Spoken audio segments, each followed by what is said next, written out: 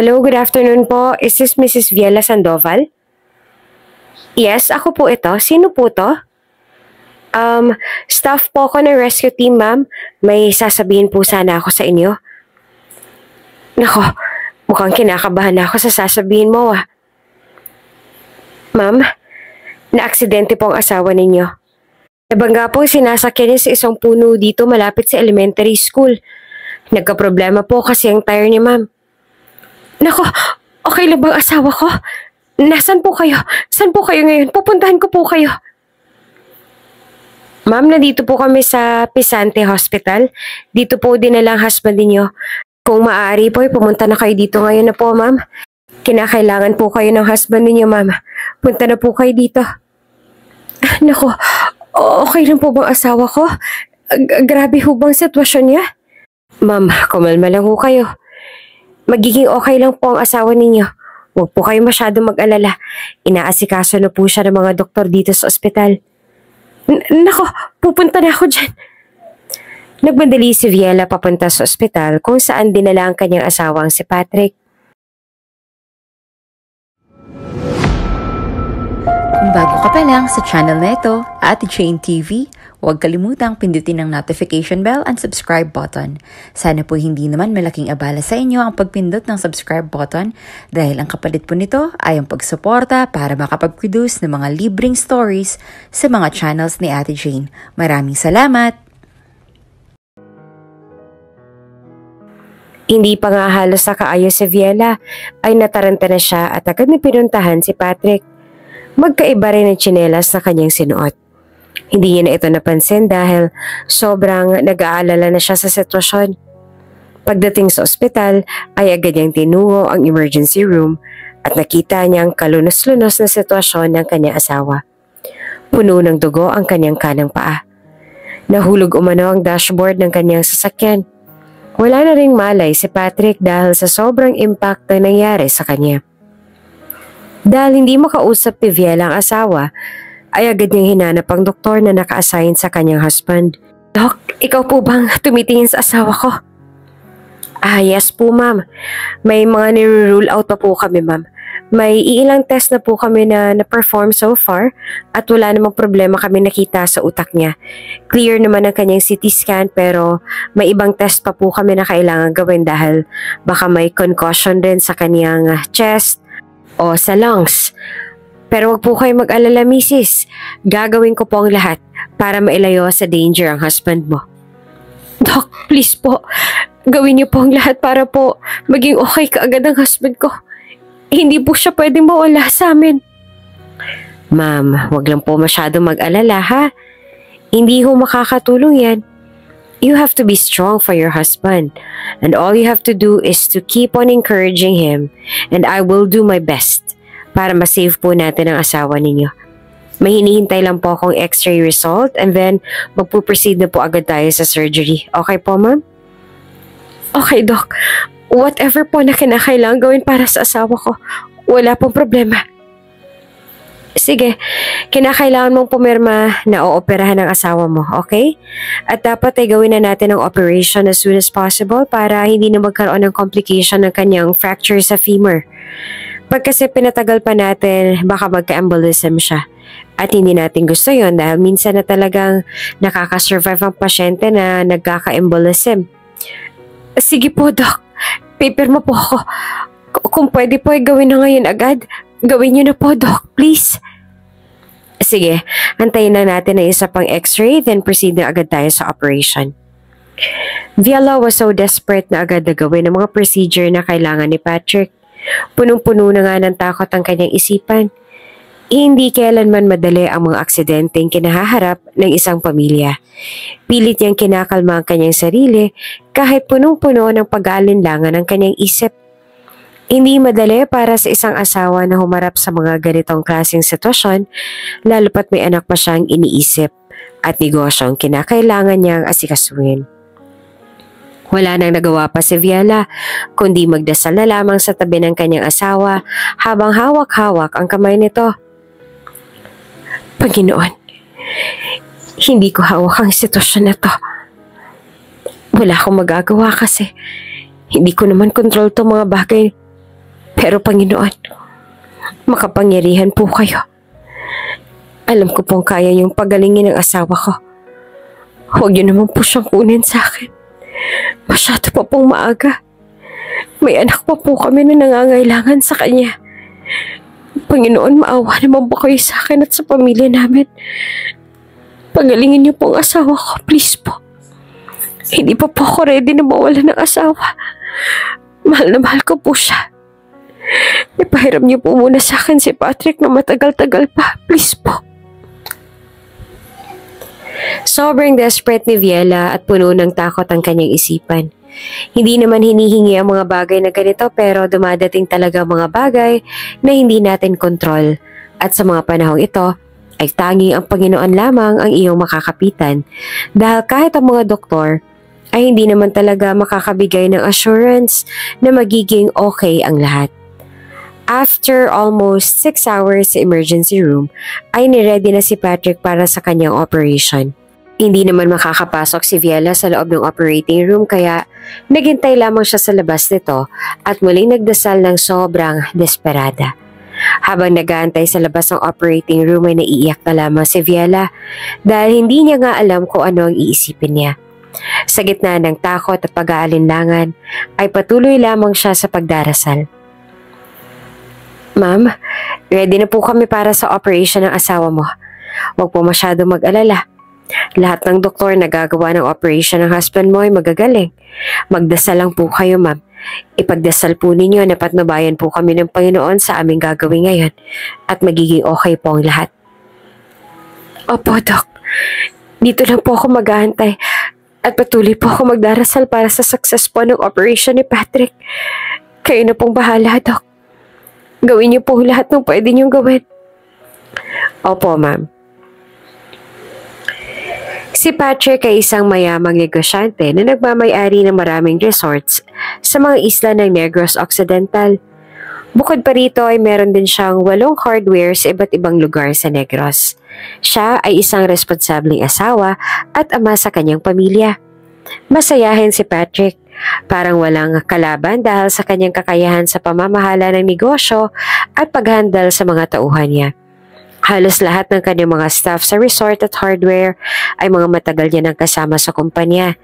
Iilan nga sa mga staff sa resort ay talagang nasa kumpanya na simula nang nag-umpisa pa lang. Halos 70% naman ng mga staff ay nasa kumpanya na simula nang nag-umpisa pa lamang ang kumpanya. Yung iba nga ay naging manager na ng bagong branches nila dahil talagang maaasahan ng mga iilan sa kanila. Mula na magsimula sila ng negosyo hanggang sa lumago ito, ang kanilang mga tauhan ay kasama pa rin nila. At very mindful si Patrick sa pangangailangan ng kanyang mga empleyado, kung kaya tumatagal talaga sila sa kumpanya. Parang kapamilya na nga trato niya sa kanyang mga tauhan. Madalas na namamasyal si Patrick sa mga resorts niya. Isang umaga, habang naglalakad si Patrick sa paligid ng resort, napansin niyang mukhang hindi magandang pakiramdam ng isa sa kanyang mga staff na si Maricel. Nakausap niya si Maricel at tinanong kung ano nangyari. Maricel, mukhang hindi yata magandang pakiramdam mo ah. Kailangan mo bang pumunta sa doktor? Ay, Sir Patrick, medyo masakit lang po ang ulo ko. Pero okay lang po, kaya ko po naman. Baka dahil lang po sa init ng panahon, sir. Nakainom naman na po ako ng gamot. Maya-maya ay magiging okay na rin ho ito. Aba, hindi tayo pwede magbiro pagdating sa kalusugan. Kumpletuhin mo na ang check-up mo ngayon din. May mga doktor tayong partner sa resort, magpa-check up ka sa kanila, ha? Kung kailangan mo ng tulong, sabihin mo lang sa akin. Tsaka huwag ka na mag-alinlangan. Sagot naman ng kumpanya ang pagpapa-check up mo. Medyo may edad ka na rin, Maricel. Maganda rin na bumisita paminsan-minsan sa mga doktor para mabigyan ka nila ng kaukulang gamot. Agad na pinadala ni Patrick si Maricel sa medical team ng resort upang masigurado ang kanyang kalusugan. Kasama pang ibang mga staff na nangangailangan din ng medical attention. Binigyan sila ni Patrick ng suportang medical at check na maayos ang kanilang kondisyon. Ayaw na ayaw ni Patrick yung mga staff niya na magtitiis lamang sa kanilang kondisyon dahil nahihiya sila at minsan naman wala din talagang budget ang mga staff para magpa-check up. Kaya talagang nagtalaga din si Patrick ng medical staff na siyang titingin sa welfare ng mga trabahante niya. Patrick's home, garden area. Sa hapon, makikita si Patrick at ang kanyang anak na si Japheth na nagkasama sa kanilang garden. Naglalakad sila at nagkakwentuhan habang nagtatanim ng mga halaman. Daddy, paano mo po ba ginagawa lahat ng to? Ang dami mo kasing ginagawa, Daddy eh. Pwede mo naman ipagawa sa ibang staff yung mga bagay na ganito. Bakit kailangan ikaw ang gumawa? Tanong ni Japheth sa kanyang daddy. Japheth, ang sikreto ay nasa maayos sa pagpaplano at pagpapahalaga sa mga tao. Kailangan mo ring matutunan kung paano alagaan ang bawat aspeto ng negosyo, pati na rin ang mga tao na nagtatrabaho para sa atin. Hindi naman kasi pwede na iasa na lang natin sa kanila lahat ng trabaho. Paano kung magkasakit ang ilan sa kanila? Di matitigil ang operasyon dahil wala sila. Kaya dapat tayo, alam natin kung paano gagawin ang bawat parte ng negosyo natin para kung sakaling wala sila, di hindi mapiperwisyong negosyo dahil tayo mismo ay may alam kung paano gawin ang mga bagay-bagay sa negosyo natin. Ang ganda po pala makipagtulungan sa mga empleyado, Daddy. Oo, Japheth. Kung ang mga tao ay nasisiyahan sa kanilang trabaho, tsak na magiging matagumpay ang negosyo. At higit sa lahat, ang oras na ito na magkasama tayo ay mahalaga para sa atin. Magkasama tayong natututo at nag-e-enjoy. At pag nakikita ng mga trabahante natin na marunong din tayo sa mga bagay-bagay dito sa negosyo natin, ay maiisip nilang, hindi pala natin pwedeng lokohin sina sir dahil alam din nila kung paanong gawin yung mga bagay-bagay. Hindi ba? Hindi ka maluloko at mararamdaman din nila na meron tayong care sa kanila, di ba? Yun kasi ang importante. We take care of their needs and whatever they feel. We address what they feel. Kaya marami sa kanila ay talagang nagtatagal sa atin dahil nararamdaman nila na meron tayong malasakit sa kanila. Habang nagtatanim at nagbabalik tanaw sa kanilang mga karanasan, pinapatibay nila ang kanilang relasyon at nagiging inspirasyon si Patrick kay Japheth sa pamamahala ng negosyo. Wala na rin namang ibang magmamana ng lahat sa kanilang negosyo, kundi si Japheth lang, dahil siya lang naman ang nag-iisang anak ni na Patrick at Viela. Kaya talagang unti-unting hinahasa ni Patrick si Japheth nang sa ganon na hindi ito mahirapan pagdating ng panahon. Patrick and Viela. Sa gabi, makikita si Patrick at Viela na nag-uusap sa kanilang sala habang nanonood ng TV. Si Japheth ay tahimik na nanonood sa kanila mula sa kanilang upuan. Madalas na makikita ni Japheth na sweet ang kanyang mommy Viela at ang kanyang daddy Patrick. Hindi na uubusan na mapagkukwentuhan sina Patrick at Viela. Nakakatuwa talagang makita kung paano nagmamahalan sina mommy at daddy Patrick. Ang ganda ng relasyon nila. Palaging magkasama at sweet na sweet sa isa't isa. Sabi ni Japheth sa kanyang sarili. Makikita naman si Patrick na inaakbayan si Viela at nagbibigay sa kanya ng halik sa noo. Nagtatawanan sila at nagkakaroon ng maayos sa pag-uusap. Patrick, salamat sa lahat ng ginagawa mo para sa atin ha. Ang pamilya natin ay laging nasa tamang landas ang dahil sa iyo. Iba talaga kung ang mismong ama ng tahanan ang siyang naglilid ng pamilya, no? The more na nililid mo kami, Japheth, ay mas nagiging maayos ang buhay natin. Viela, walang anuman. Ang mahalaga ay magkasama tayong tumutulong sa isa't isa. At syempre, ang saya na magkasama tayo bilang pamilya. Everything seems so perfect sa pamilya ni Viela at Patrick. Mukhang maayos ang lahat dahil na rin sa kabaitang pinapakita ni Patrick, hindi lamang sa kanyang mga tauhan but more so sa kanyang pamilya. Napaka-ideal ng kanilang pamilya. Lagi nagtutulungan. Yung tipong akala mo lahat ay nagugustuhan ng ugali ni Patrick. Hindi lahat ng tao ay nasisiyahan sa tagumpay ni Patrick. Si Roden ay isang inggiterong lalaki. Lagi siya nagmamasid sa tagumpay ni Patrick. Nakita siya ni Roden na nagtatago sa isang tabi ng bar. Nagsasalita laban kay Patrick sa mga tao sa kanilang lugar. Nakita niyo ba kung gaano siya kaswerte? Palagi na lang siya nasa spotlight habang ang ibang mga negosyante hindi mo lang pinapansin. Sigurado may mga hindi magagandang bagay na nangyayari sa negosyo niya, no? Nakakalula naman kasi ang bilis ng pagpapalaki niya ng kanyang negosyo. Malay natin, di ba? May mga illegal pala siyang ginagawa sa kanyang negosyo kaya gano'n na lamang kabilis ang pagpapalago niya nito. Ngunit sa kabila ng lahat ng paninirang ginagawa ni Roden, hindi na pinapatulan pa ni Patrick ang mga ito. Pinili niyang hindi makipag-away at hayaan na lamang ang mga chismis na maglaho. Pagkasi pa, ipagkikibit-balikat mo na lang mga chismis ay maglalaho lang din naman ito na parang bula. Kaya imbes na patulan ni Patrick ang mga paninirang ginagawa ni Roden, ay hinayaan na lamang niya ito. Hindi rin worth ang energy ni Patrick pag papatulan niya pa ang mga paninirang ginagawa ni Roden. Madalas din na hinahatira ng chismis sa mga tauhan ni Patrick at talaga nakakaabot din kay Patrick ang mga kasinungalingang ginagawa nito. Sir Patrick, alam niyo ba, sirang-sira ng pangalan ninyo sa mga tao sa labasan ng hardware natin. Sabi ni Joven kay Sir Patrick. Hindi ko naman kailangang patulan ng mga sinasabi ni Roden. Ang mahalaga ay kung paano natin pinapalakas ang negosyo natin. Magpapatuloy tayo sa mga magandang ginagawa natin. Mapapagod rin niya si Roden. Ay nako, simulat sa puligan niya naman na talagang pinapalabas yan ng mga kwento. Wala din namang nangyayari sa kanya. Huwag na lang natin patulan yung mga kwento niya. Hindi talaga worth ng energy yung pagpatol sa mga kwento niya. Patuloy na ba na bumalik si Patrick sa kanyang mga responsibilidad? Pinapatunayan ang kanyang integridad at pagmamahal sa pamilya at negosyo. Sa kabila ng mga pagsubok at paninirang ginawa ni Roden, hindi naman nagwagi ang masamang hangarin na ito. Nananatiling tapat si Patrick sa kanyang sarili, sa kanyang pamilya at sa kanyang mga tauhan.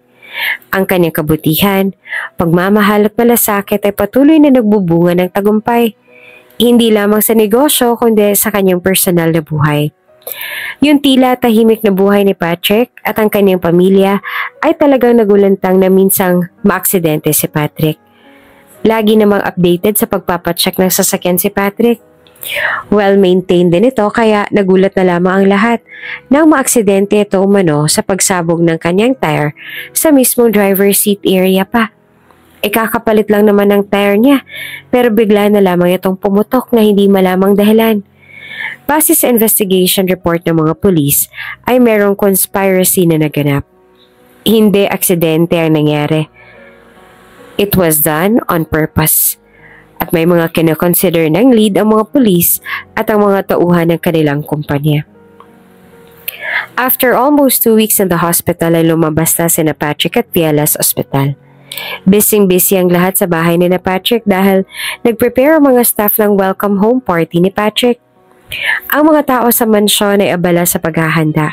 Ang mga staff at mga katulong ay nagde-decorate ng sala ng makukulay na streamers at nag-aayos ng buffet ng iba't ibang pagkain. Naging masaya ang lahat habang nagpe-prepare sila ng pangsalo-salo sa pag-uwi ni Patrick sa kanilang bahay. May aura ng kasiyahan habang inaasikaso nila ang pagbabalik ni Patrick matapos ang operasyon. Kitang-kita naman sa mukha ng bawat isa ang galak na muling makita si Patrick. Kahit wala pa halos sa kanila nakabisita kay Patrick sa ospital, iba pa rin ang tuwang malaman nilang okay na si Patrick at uuwi na siya sa kanilang mansyon. Bago pa man dumating si Patrick sa mansyon, ay ready na ang kanyang munting sorpresa para kay Patrick. Uy, andyan na sila Sir at Ma'am Viela.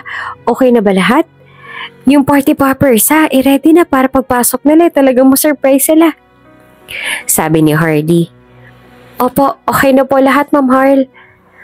Pumasok si Patrick at kasama si Viela. Pagkapasok nila, sinalubong sila ng mga staff ng mga sigawan. Welcome home, Sir Patrick! Sabi sabay-sabay ng mga staff. Si Patrick ay halata namang nagulat at na-touch sa gesture ng mga staff na naghanda pa talaga para sa kanya. Nagbigay ng ngiti at nagpasalamat sa lahat si Patrick. Nako, maraming salamat sa inyo. Na-surprise talaga ako Talagang iniisip niyo ako. Alam niyo, hindi naman kailangan gumawa ng ganito kasi okay lang naman ako. Basta okay na ako. At yun ang mahalaga sa akin. Pero salamat pa rin sa ginawa ninyong lahat, ha? Sagot naman ni Patrick sa kanyang mga staff. Naku sir, walang anuman po yun. Masaya po kami na okay na po kayo. Sagot pa ni Harley. Ngunit halata sa mukha at kilos ni Patrick na nahihirapan pa siya. Ang cast sa kanyang kaliwang binti. Ang sakit sa sugat mula sa operasyon ay nagpapahirap sa kanya na makalakad na maayos. Sinubukan niya makihalubilo pero agad siyang napagod kaya humiling na lamang siya sa lahat ng kanyang bisita na papasok na muna siya sa kanilang kwarto nang sa ganon ay makapagpahinga na siya. Hindi pa kasi siya able na tumayo at makipaghalubilo sa kanyang mga bisita. Sa tingin ko, kailangan ko na magpahinga. Pasensya na sa inyong lahat ha. Gusto ko pa sana makipagkwentuhan sa inyong lahat kaso talagang kumikirot na ang naging operasyon ko sabi ni Patrick. Ang ilang mga lalaking staff ay tumulong kay Patrick na umakyat sa hagdang bakal patungo sa kanyang kwarto. Si Viela naman ay nagmamasid. Malinaw na nag-aalala. Pagkatapos na maiakyat ng ibang lalaking staff ni Patrick sa kwarto ay nagsimula na lang din ang mga staff na linisin ang lugar na pinagdausan ng pagdiriwang. Pasensya na sa lahat ha. Paghingi ng tawad ni Viela. Medyo napagod si Patrick at nasaktan. Nagre-recover pa kasi siya mula sa kanyang operasyon. At saka bago pa din kasi yun nangyari sa kanya kaya siguro nagka-adjust din siya. Alam niyo naman si Sir Patrick ninyo. Hindi naman yung sanay na nakahiga lang Baka kaya medyo nagsusuplado din dahil sa pag-a-adjust niya sa kanyang injury. Naiintindihan naman namin ma'am. Huwag na po kayo mag-isip pa ng kung ano-ano ma'am. Uuwi na rin ho kami at may trabaho pa po kami bukas ma'am. Nako, maraming salamat sa pag-iintindi ninyo ha. Tara, kumain muna tayo bago kayo magsiuwian. Masaya nagkwentuhan ng mga staff at si Viela sa hapag. Matapos silang kumain, ay nagdala ng natirang pagkain ng ibang staff at umalis na rin sa mansyon ni Viela. Si Viela ay nananatili para masiguro na maayos ang lahat at makakadala ng ulam ang bawat isang nag-attend ng pa-welcome party nila sa kanilang amo na si Patrick. In Patrick's bedroom, si Patrick ay nakahiga sa kama. Sinusubukan na maging komportable. Si Viela naman ay ina-adjust sa mga unan at tinitingnan ang kanyang mga gamot. Love, talagang mahal na mahal ka ng mga tao mo, no? Kita mo, nag-abala pa sila na mag-welcome party sa'yo. Sobrang blessed talaga natin sa mga tauhan natin, di ba? Oo nga Kaso napagod na talaga ako. Masakit yung likod ko. At saka yung pa ako din. Ganun ba? I-arrange ko lang yung mga pillow mo nang sa ganun ay magiging komportable ka sa pagpahinga mo. Agad na in-arrange ni Viela mga unan sa kama ni Patrick at siniguradong komportable siya sa kanyang pagkakahiga. O ayan, okay na ba yan, love? May kailangan ka pa ba, my love? Tanong ni Viela sa asawang si Patrick. Wala na. Huwag mo na lang ako istorbohin. Lumabas ka na lang agad dito sa kwarto. Gusto ko mapag-isa Naiinis sa sagot naman ni Patrick. Nako, baka mamaya kailangan ka pa. Dito lang ako sa ibaba ng kama. Para kung sakaling may kailangan ka, madali mo ako matatawag. Dito na lamang ako matutulog. Ay nako, hindi ka rin talaga nakakaintindi Hindi naman ako baldado Lagyan mo lang ako ng tubig dyan sa table sa tabi ng bed. Para hindi na kita maistorbo. Nako, hindi naman kita istorbo sa akin, mahal Ikaw talaga. There was a sense of self-pity na sa dibdib ni Patrick kaya gano'n na lang siguro ang kanyang pagsusuplado sa kanyang asawang si Viela. Nakakainis man ang ginagawa ni Patrick dahil natural naman para sa isang asawa na alagaan ang kanyang husband na may injury, ngunit ayaw ni Patrick ng ganoong feeling. Yung parang kinakaawaan siya ng lahat at yung parang wala siyang silbi.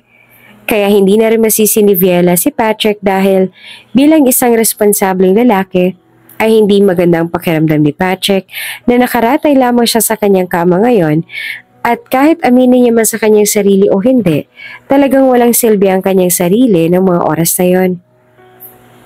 Ang mukha ni Viela ay parang bumagsak pero sinusubukan niyang manatiling kalmado at nasa mood pa rin na ini-encourage ang kanyang asawa na magiging okay lang din ang lahat.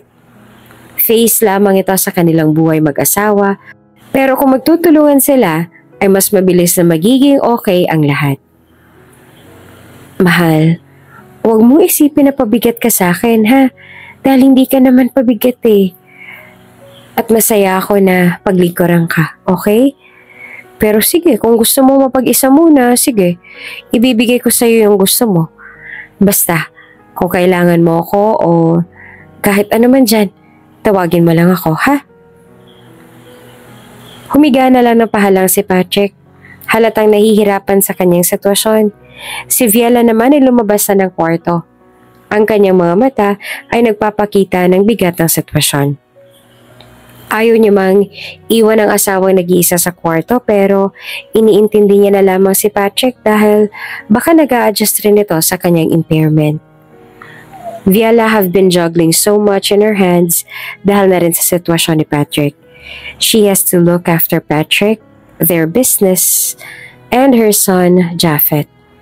Alam naman ni Viela ang pasikot-sikot ng kanilang negosyo, pero doing everything at once ay talagang nahihirapan si Viela. Kahit mahirap naman ay nakakayanan naman ni Viela dahil na rin sa matapat na staff ng kanilang kumpanya na si Harley. Si Harley ang in charge sa accounts ng lahat ng kumpanya nila kaya kahit papaano ay hindi na masyadong nahihirapan si Viela sa pag-manage ng lahat ng properties nila. Very strategic din si Harley dahil hindi na nila pupuntahan pa si Viela sa mga properties at may close monitoring na si Harley sa lahat ng accounts ng resort at ang accounts rin ng lahat ng hardware nila. Si Viela at Harley ay nakaupo sa mesa. Over time ay nagka-develop na rin si Harley at Viela ng napakagandang friendship. Naging confident niya si Harley over sa matter sa kanilang buhay. Si Viela naman ay mukhang pagod na habang nagbabahagi ng kanyang frustrations. Alam mo Harley, minsan, hindi ko na alam kung hanggang kailan ko ba kaya ipagpatuloy yung ganito. Sa pagitan ng paggagamot kay Patrick, negosyo, kay Japhet, sobrang hirap na talaga ako. Well, somehow, kaya ko din naman kasi andyan ka naman. At saka yung ibang mga staff din. Pero, medyo nahihirapan talaga ako dahil extra challenging ang relationship ko ngayon kay Patrick. Ewan ko ba? Alam mo yun? Yung alam ko nahihirapan siya. Tsaka pilit niya pa akong tinataboy palayo sa kanya. Ayaw niya na naandyan ako. Alam mo yun, nakakasakit ng damdamin, Harl. Pero wala naman akong magawa kundi sundin yung gusto niya. Minsan tuloy naiisip ko na wala akong kwenta kasi parang, alam mo yun, parang ayaw niya ako makasama. Yun kasing pinapa-feel niya sa akin eh. Naiintindihan ko. Mukhang sobra kang napapagod ngayon. Siguro panahon na para maghanap ka ng ibang makakatulong sa pag-aalaga kay Patrick para mas makaya mong i-manage ang lahat. May mga professional caregivers naman na pwede mong i-hire. Next sa ganun ay ma-attend mo lahat ng needs si Sir Patrick at ikaw naman magagawa mo yung ibang bagay na nagmamatter din, diba? Actually, Harley, tama ka. Masyado nang natuon ako sa pag-aalaga kay Patrick. Hindi ko na naisip kung gaano ako ka-overwhelmed. Parang alam mo yun, nakaka-frustrate at parang nagkakaproblema na ako sa utak. Nauubos ako dahil kay Patrick eh. Ewan ko ba? Pero sige, I'll take your advice. Magpo-post ako sa social media para makahanap ng caregiver para sa kanya. Si Harley naman ay tumago bilang pagsang-ayon habang si Viela ay kumuha ng kanyang telepono at unti-unti nag-post ng hiring sa social media account niya. Si Viela ay nagtatype ng detalyadong post sa social media. Naghahanap ng caregiver para kay Patrick. Ang post ay naglalarawan ng papel at mga kinakailangan na bibigyang diin ang pangangailangan para sa isang mahabagin at may karanasang tao. Ipinindot niya ang post at huminga ng malalim na may halo-halong pakiramdam ng ginhawa at pagkakabahala. Sana may makakita agad nito, no? Habang nasa opisina sina Harley at Viela, ay napost agad ni Viela ang hiring niyang isang caregiver nang sa ganon ay merong mag-alaga kay Patrick habang abala si Viela sa pag-aasikaso ng kanilang negosyo at ganon din sa kanilang anak na si Japhet. At sa loob lamang ng isang oras, mula ng ilathalang inunsyo, maraming interesado ang aplikante. Madaming nag-send ng kanilang mga application letter, ngunit merong isang nangibabaw sa kanilang lahat.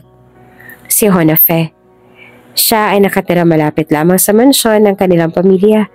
Mas maigi ito para kay Viela dahil kahit na anong oras ay pwede lamang niyang tawagan agad si Honafe. According to Viela's conviction ay nangingibabaw talaga ito si Honafe. Napansin naman ni Viela ang isang particular na pangalan.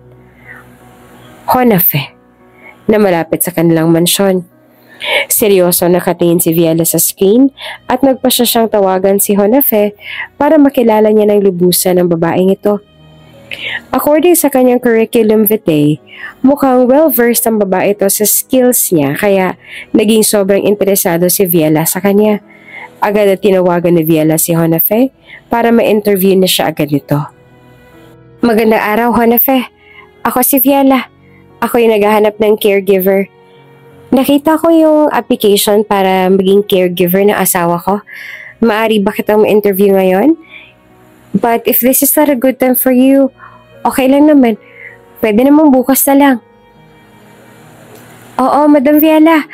Actually, bakante naman ho ako ngayon. Wala naman ng problema para sa akin na pumunta dyan sa opisina ninyo para ma-interview niyo po ako ngayon. Anong oras ka available? Nais ko sana makipagkita sa iyo ngayon para ma-interview kita personally. Then, we'll see what we can do. Sige po ma'am. Tama-tama po wala naman po akong ginagawa ngayon. Saan po ba ako pupunta ma'am? Sige, pumunta ka na lang dito sa opisina namin. Andito ako ngayon kasi may mga inaayos ako dito. Kakausapin kita dito ha? Salamat. Agad na ibinigay ni Viela ang address ng kanyang opisina. At nagmadali naman si Honafe na makapunta sa opisina ni Viela nang sa ganon ay walang masayang na oras. Nang makapasok si Honafe, sinalubong siya ni Viela sa kanyang opisina. Dumating si Honafe sa opisina ni Viela. Agad naman pinaupo ni Viela si Honafe para maumpisahan ang agad na pag-interview dito. Agad na pinag-usapan ni Viela ang kanyang mga kwalifikasyon. Kumuha naman ng upuan si Viela para kay Honafe. Maraming salamat sa pagpunta, Honafe. Maaring mo bang ikwento sa akin ang iyong mga experience bilang caregiver? Salamat din po sa pag-imbita sa akin, Madam Viela. Ako po ay meron ng 10 taon na karanasan sa pagiging caregiver. Ang mga naging pasyente ko po ay mula sa mga simpleng kondisyon hanggang sa mga seryosong karamdaman. Nakakayanan ko na hong mag-adjust sa mood swings sa mga pasyente. At isa sa mga pamamaraan ko ay ang pagbibigay ng mahinahon at magaan na pakikitungo sa kanila. Palagi ko hong sinisiguro na may regular na check-up at pagbibigay ng gamot ayon ho sa rekomendasyon ng doktor. Mukhang meron ka malalim na pag-unawa at pangalaga sa pasyente Paano mo plano na pangalagaan si Patrick? Lalo na sa kanyang recovery phase. Sa recovery phase po, ang pinakamahalaga ay ang pagbibigay ng emosyonal at physical na suporta. Aalagaan mo po siya ng maayos. Bibigyan ko ho siya ng kinakailangang gamot sa tamang oras. At isasagawa ko ho ang mga exercise na inirekomenda ng doktor upang mapabilis ang kanyang recovery. Ang pagtanggap sa mood swings ng pasyente ay nangangailangan ng pasensya at pag-intindi. At tiyak ko magagawa ko ho iyon. Impressive ang iyong experience at ang iyong sagot. Saan ka nga pala nakatira? Tanong ni Viela. Malapit na ho sa inyo ma'am. Sa isang village po malapit dito sa mansyon. Hindi po magiging problema ang pagpunta ko po sa inyo dahil malapit lang naman po ang bahay ko sa subdivision ho ninyo. Anytime na kakailanganin niyo ho ang tulong, ay madali lang po ako makakapunta sa inyo. Maganda. Mas maginhawa kung malapit ka. Parang sa'yo ko na lang talaga ibibigay ang posisyon na caregiver. Nasa sa'yo na ang lahat ng qualifications na hinahanap ko Pwede ka ba mag-umpisa bukas? Alam mo naman na mahirap din para sa akin na ipagsabay lahat ng mga gawain ko kasi ang dami kong inaasikaso sa negosyo namin. Siyempre yung pag-aalaga sa husband ko at si Japheth. Sobrang hirap para sa akin na ipagsabay-sabay ang lahat ng gawain ko. Kung pwede nga, as soon as possible makaumpisa na kaagad ako sa pag-aalaga sa asawa ko. Pumasok si Harley sa opisina ni Viela at inobserbahan ang galaw ng interview ni Viela na si Jonafe. Napansin naman ni Harley na panay ang pagtingin ni Jonafe sa mga litrato ni Patrick sa opisina ni Viela. Tila may pag-aalinlangan naman si Harley sa mga galaw ni Jonafe. Nang matapos ang interview, pinakilala ni Viela si Jonafe kay Harley upang makuha ang opinyon nito. Pansin naman ni Viela hindi gaano komportable sa gesture ni Harley sa bagong hired na caregiver. Jonafe, pwede ka nang umalis. Bukas ng umaga ha? Mga 8 a.m. ay dapat nasa mansyon ka na. Huwag kang malilate, okay? Maaga pa naman ako pupunta dito sa opisina. Sige po, madam. Mauuna na po ako. Ma'am Harley, mauuna na po ako. Salamat po talaga sa opportunity na binigay niyo sa akin. Sabi pa ni Jonafe. Sige. Mag-iingat ka sa pag-uwi mo, ha? Hinayaan na muna ni Harley na makalabas si Jonafe bago niya sinabi kay Viela ang kanyang observation sa babaeng caregiver.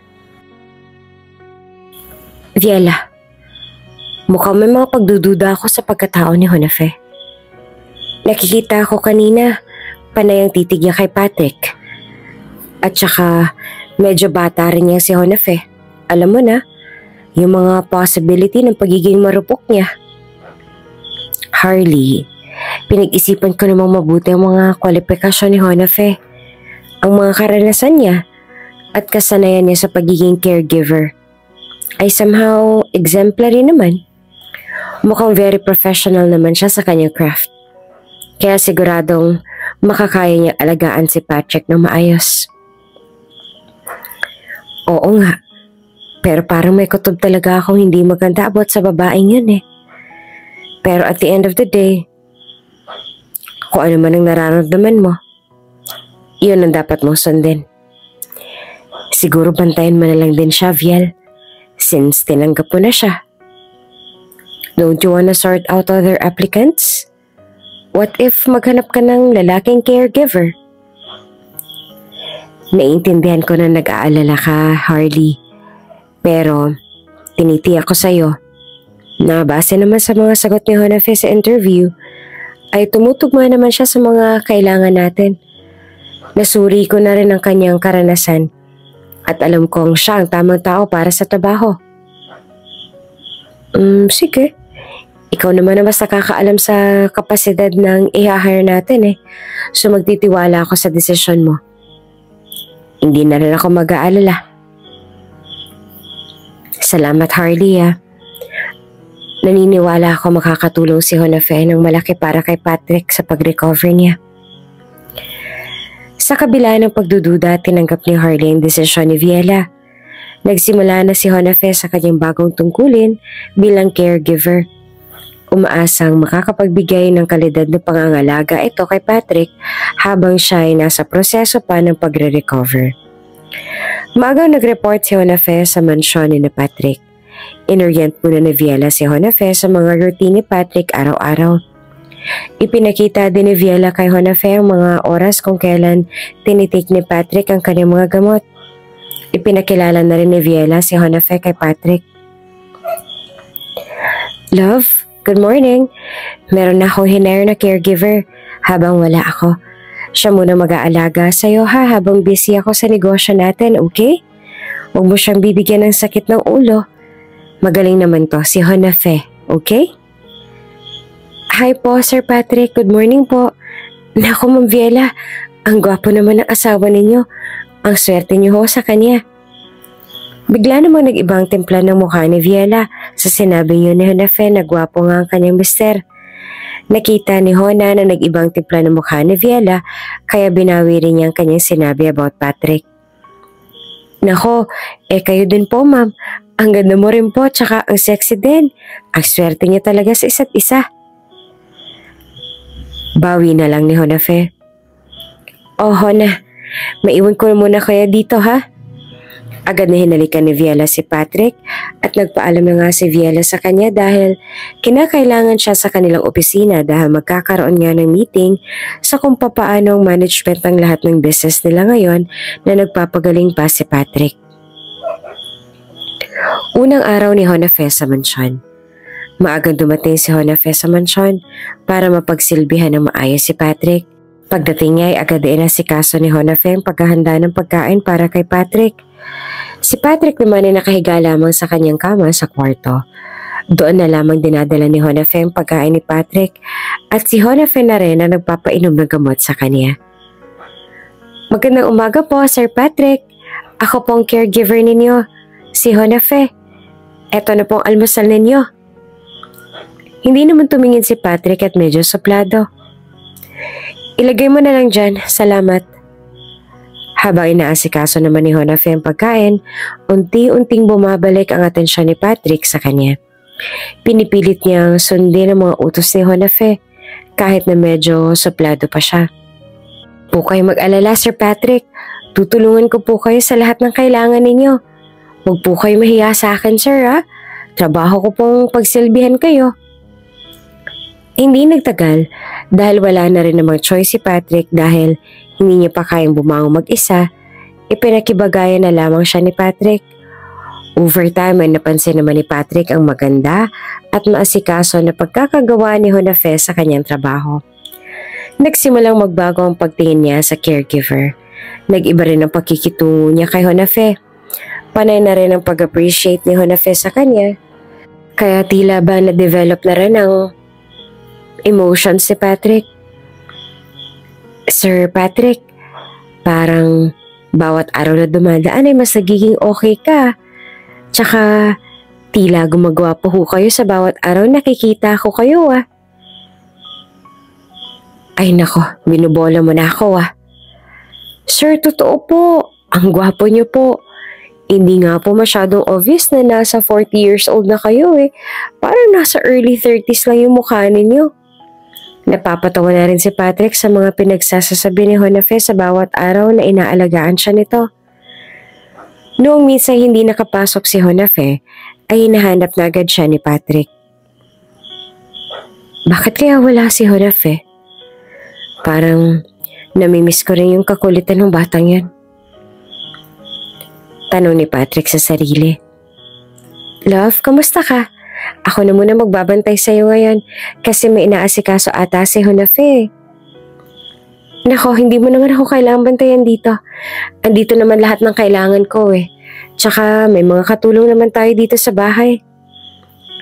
Okay lang din naman na ako muna magbantay sa'yo, love. Namiss ko ring alagaan ka. Wala ka bang trabaho sa opisina ngayon? Unahin mo na muna yung opisina. Kaya ko naman ang sarili ko. May pagkain naman ako dito. Love, ayaw mo ba ako dito? Mas kailangan ka doon sa opisina. Magiging okay naman ako dito. Sige na, umalis ka na. Attend mo na muna yung opisina. Bakit parang ayaw mo na ako dito? Hindi naman. Wala kasi ibang mag-aasikaso ng negosyo natin. Mas kailangan ka doon. Umalis na lamang si Viela dahil ramdam niya na ayaw na sa kanya ni Patrick na andun siya para sa kanya. Palagi niya nalang pinagtutulakan si Viela at minsan pa nga'y talagang sinusupladahan niya pa ang kanyang asawa kahit na concern lang naman si Viela sa kanya. At habang lumilipas sa mga araw, nagiging mas komportable si Patrick sa presensya ni Honafe. Napapansin din niya ang kanyang mga biro at minsan pa nga'y nagbibiroan pa sila ng mga green jokes. Nagsimula na ngang maging maasikaso at magaan ang pakikitungo ni Patrick kay Honafe. Ang pagpapakita ni Honafe ng kanyang alindog kay Patrick. Habang pinupunasan ni Honafe ang pawis ni Patrick, bigla silang naghawakan ng kamay. Sinasadyang hindi maiwasang makaramdam ni Patrick ng kakaibang kilig. Bakit mo hinawakan ang kamay ko? Pasensya na po sir, baka masyado kayo naiinitan. Akala ko po baka kailangan nyo ng kaunting ginhawa. Lumingon naman si Honafe sa salamin at sinadyang basain ang kanyang damit. Nakasuot siya ng manipis na t-shirt na namamamasa sa tubig. Napansin naman ito ni Patrick. Pansin ni Patrick ang hubog ng katawan ni Jonafe dahil masyadong naging klaro ang kanyang katawan nang mabasa ang kanyang damit ng tubig. Bakit nabasa yung damit mo? Magbihis ka na nga muna at maligo. Mamaya magkasakit ka pa at matuyuan ka ng basang damit. Nako, okay lang naman po ako, sir. Madali lang naman to mag-dry. Magiging okay lang din ako. Hindi, baka magkasakit ka niyan. Maligo ka na muna. May CR naman dito sa kwarto ko, kaya sige na. Maligo ka na muna. May towel naman ako dyan. Oo nga po. Salamat po. Pero wala din ho kasi akong dalang extra t-shirt eh. Baka pwede po ba akong manghiram ng damit habang pinapatuyo ko ito? Binigyan ni Patrick ng pahintulot si Jonafe na manghiram ng kanyang damit. Sige, gamitin mo muna ang damit ko. Check mo dyan sa may cabinet. Maghanap ka ng damit na magkakasya sa'yo dyan. Malaki naman yung mga damit ko. Pwede mong gamitin yan habang nagpapatuyo ka ng damit mo. Ang hindi maipaliwanag na pagtingin. Lumabas si Jonafe mula sa CR na nakatawal lang. Medyo mamasa-masa pa ang kanyang mga binti. Masyadong maikli ang towel na gamit ni Jonafe, kaya pansin na pansin ni Patrick ang hubog ng legs ni Jonafe. Nakakahalina nga ang kanyang appearance. Pilit mang iniiwas ni Patrick ang kanyang sarili kay Jonafe, pero masyado ring cunning si Jonafe sa kanyang plano na mahulog si Patrick sa kanya. Pilit niyang inaakit si Patrick. Napapansin na rin ni Patrick ang alindog ni Jonafe. Bakit ka nakatawal pa? Baka magkasakit ka niyan. Hindi naman sinasadyang nahulog ni Jonafe ang kanyang towel at nagkaroon si Patrick ng pagkakataon na makita ang kanyang katawan. Nagkunwari si Jonafe at kunwari nagsorry ito kay Patrick. Ay, sorry po. Hindi ko po sinasadya. Nagpanggap naman si Patrick na gentleman. Okay lang. Kumuha ka na lang ng damit sa cabinet ko at magbihis ka. Agad na kumuha si Jonafe ng damit ni Patrick at sinuot ito. Nang makita ni Patrick si Jonafe sa damit niya, nagbagong tingin ni Patrick at tila napukaw ang kanyang pagiging lalaki. Ang mga mapuputing biyas ni Jonafe ay talagang nagbibigay ng kakaibang alindog kay Patrick. Tiningnan pa ni Patrick si Jonafe. Bagay pala sa'yo mga malalaking damit, ano? Maganda tignan. Ganun po ba, sir? Actually, napaka-komportable po ng oversized shirt. Nakakagaan ho ng feeling. Pwede mo nang iuwi yan. Talaga ho ba, sir? Pasang masarap din ho itong gamitin pag natutulog ako eh. Kahit wala nang panloob na suot, okay na yung ganitong t-shirt?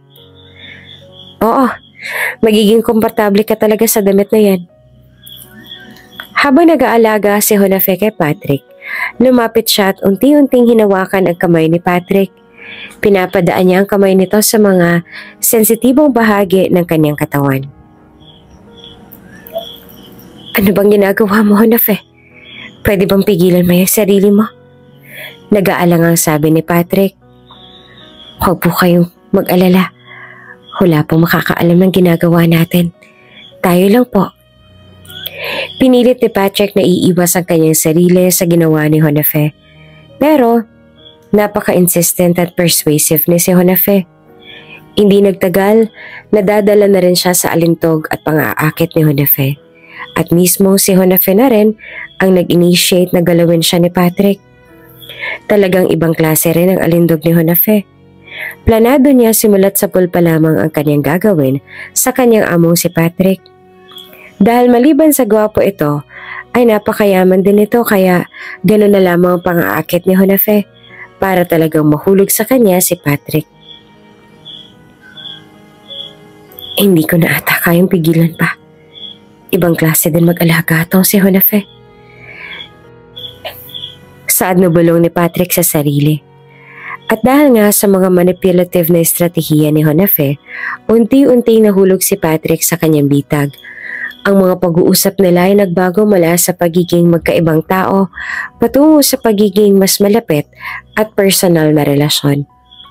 Sa bawat araw na bumabalik si Jonafe sa mansyon ay mas nagiging close na nga sila ni Patrick hanggang sa umabot na nga sila sa paghahalikan. Hulog na nga rin sa bitag ni Jonafe si Patrick. Halos hindi na nga nagde-day off si Jonafe dahil pilit niyang ginagawa ng paraan na may mangyari nga sa kanila ni Patrick. Tuluyan na nga nahulog si Patrick sa bitag ni Jonafe at nagkaroon na nga ng mga intimate things na nangyari sa kanilang dalawa bawat araw. Naging sobrang cold na nga rin ni Patrick kay Viela kahit pa ginagawa lahat ni Viela para sa kanya para hindi na napapansin ni Patrick si Viela. Panay na din ang pagsusuplado ni Patrick kay Viela. There were even times na hindi na talaga siya kinakausap ni Patrick. Viela became really desperate with her relationship kay Patrick. Lahat naman ay ginagawa ni Viela, pero parang puro walang kwenta lang lahat ng effort ni Viela. Sobrang nasasaktan si Viela kaya she keeps on running sa mga kaibigan niya sa kanilang opisina. Agad niya namang pinatawag si Harley para makapag-vent out siya ng kanyang nararamdaman. Harl, busy ka ba? Pwede ba tayo mag-usap? Para kasi akong walang kwentang asawa. Kasi kahit anong ginagawa ko parang hindi naman ako na-appreciate ng asawa ko. Alam mo ba, hindi niya ako kinakausap. Kunyaring kakausapin niya naman ako ng taas naman ng boses niya. Alam mo yun? Ibang-iba na talaga si Patrick ngayon, Harl. Hindi ko na nga alam kung anong gagawin ko eh. Dahil ginagawa ko naman ang lahat para sa kanya. Iniintindi ko naman siya. Pero talagang hindi ako nag-i-exist sa kanya eh. Ay, sobrang nahihirapan na akong pakitunguhan si Patrick. Alam mo, Viela, nagigets ko naman yung pinagdadaanan mo eh. Baka kailangan mo lang nakausapin si Patrick. I mean, you ask him, what is it about you? Bakit parang ayaw ka na niyang makita? Alam mo yun? I think baka meron kang mga ginagawa na ayaw niya. You can ask him about it. Parang sa ganun ay pwede mong baguhin kung ano man yung approach mo sa kanya ngayon, diba? Ewan ko, Harl. Pagod na ako sa kanya. Alam mo yung hindi ko problema pag-aalaga sa kanya kasi normal lang naman yun para sa akin na asawa. Automatic yun na kunwaring may mag-arise sa problemang ganito, willing naman talaga ako mag-alaga sa kanya pero yung continuous na rejection, ibang klaseng sakit yun eh. Nakakaubos siya ng sarili, Harl. I get that, Viela. Pero wait, andun pa rin ba yung caregiver mo? Yeah, siya pa rin naman ang nag-aalaga kay Patrick. Oh, tapos, kamusta naman din yung professionalism niya? So far, parang okay naman siya. Napapasunod niya naman din si Patrick sa mga inuutos ko sa kanya. Did you notice anything unusual about her? Parang wala naman. I don't get to spend time with her naman kasi nakaalis na siya ng mansyon pagdating ko eh. Why don't you ask the people inside your house kung kamusta naman si Jonafe doon, diba? Alam mo kasi, Madam Viel, sinabi ko na to last time, diba? I really don't feel good about that woman. Iba talagang pakiramdam ko sa kanya eh. Or mag-set up ka kaya ng CCTV sa kwarto ni Patrick? Isn't that parang going beyond the privacy of my husband naman? Viela, asawa ka. Your doubt should at least be addressed. Meron na pa mga maliliit na CCTV cameras na seamless. Pwede naman ganun ang ilagay mo sa kwarto niya. Ewan ko ba, Harley? Nagugulahan na ako eh. Wala ka bang kahit konting gut feeling about your husband, Viela? Sa tingin mo ba sa ganung sitwasyon niya gagawa pa yun na hindi maganda? Viela, hindi masamang bigyan ng tuldok yung mga hinala mo sa asawa mo. I mean, at least you would know, diba? Sige, tatry ko. Nababahala nga rin ako, Harley eh. Dahil lagi na rin siyang galit kay Japheth. Basta, ibang-iba na talaga si Patrick ngayon, Harley. Hindi naman siya ganun sa amin dati eh. Kilala niyo naman si Patrick, diba? Sobrang bait nun sa amin, lalong-lalo na sa anak namin. Kaya parang alam mo yun, para bang sinasapian na siya ngayon? Viela considered Harley's suggestion na magpalagay na muna ng CCTV sa kwarto ni Patrick nang sa ganun ay makita niya rin ang activities ni Jonafe sa araw-araw na pinagsisilbihan niya si Patrick. In the quiet of a Saturday morning, Japheth was eager to surprise his dad. for a breakfast. Patrick has always been the type of father who cherishes time spent with his son. But lately, something has shifted. Something has changed that didn't warn his son. At his age, Japhet loves to make time with his parents. It is the season where his interaction with his mom and dad develops him into a well-emotionally balanced individual. Thus, the need for attention is something that he longs for. Kumatok si Japhet sa pinto ng kwarto ng kanyang daddy. Dad, I brought you breakfast. Can I come in? Just leave it outside. I'm not in the mood to eat breakfast ngayon, Japhet. Gusto ko lang magpahinga. But Dad, I thought we could... I said, leave me alone, Japhet. Hindi mo ba narinig ang sinabi ko bago lang? Hindi pa nga ako gutom. Ba't mo ba ako pinipilit sa mga bagay na ayoko? Japhet's face falls as he turns away. Feeling a pang of sadness. This isn't like his dad. Patrick used to be warm and engaging, always making time for Japhet, but lately, Patrick's mood swings have become frequent and harsh. Tila ba ibang tao nang naninirahan sa katawan ng kanyang daddy Patrick? He was not expecting his dad to decline his presence. Dating masayahin si Patrick and always excited to meet Japhet. Wala nga itong pinalagpas sa pagkakataon na makipagkulitan sa kanya kaya gano'n na lamang ang lungkot ni Japhet nang hindi na siya hinahanap ng daddy Patrick niya. Japhet retreats, feeling the sting of rejection. It's becoming a pattern now. Every attempt he makes to bond with his dad is met with anger or indifference. The change in Patrick is profound, and Japhet can't help but feel increasingly isolated. Kawawa naman si Japhet. Hindi niya alam na sa murang edad niya kung paano intindihin ang kanyang daddy.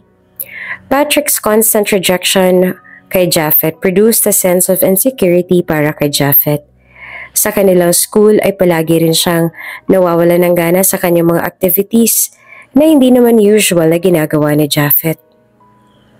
In Viola's office, Japhet's usual routine from school is uuwi agad siya ng mansyon, but since he felt rejected, he tried going to his mom's office. Confused and hurt, Japhet seeks answers from his mother. Viola. He walks into her office, the weight of his questions evident in his posture. Hi, Mom. Can I stay here for a while? Of course, sweetheart. I'll just finish some paperwork, anak, ha? You sit there muna. Do you want to eat something? No, Mom. I'll just sit here. Viola silently worked on some papers in her office, but constantly gave a glance sa mukha ng anak niyang matamlay. Napakalungkot ng kanyang demeanor. Anak, halika nga dito. Upo ka dito kay Mommy.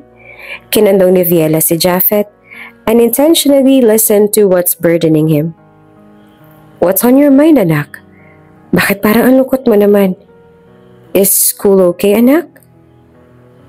Okay lang naman, Mommy. But it's about Daddy, Mom. Daddy? What about him, anak? I don't understand why Dad is so different now. He used to be so kind and patient naman, but now he's always mad.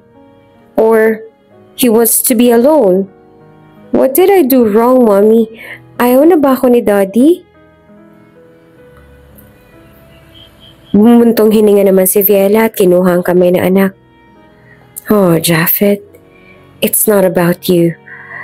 Your dad's been going through a tough time lately, and it's not easy for him. And sometimes he doesn't know how to handle it. Daddy's having a hard time, anak. Getting through his situation. Medyo masakit pa rin kasi yung fracture niya, anak eh. Pero this is just a season, anak, okay?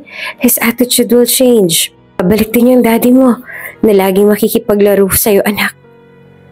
But why is he pushing me away, Mom? I miss the way things used to be. I know, sweetie. It's hard for all of us. Dad's been struggling with his own issues of healing, okay? And unfortunately, that's affecting how he interacts with us. It's not your fault, okay? He still loves you. And even if he's having a hard time showing it, Don't think about those things, anak, okay? Your dad loves you so much.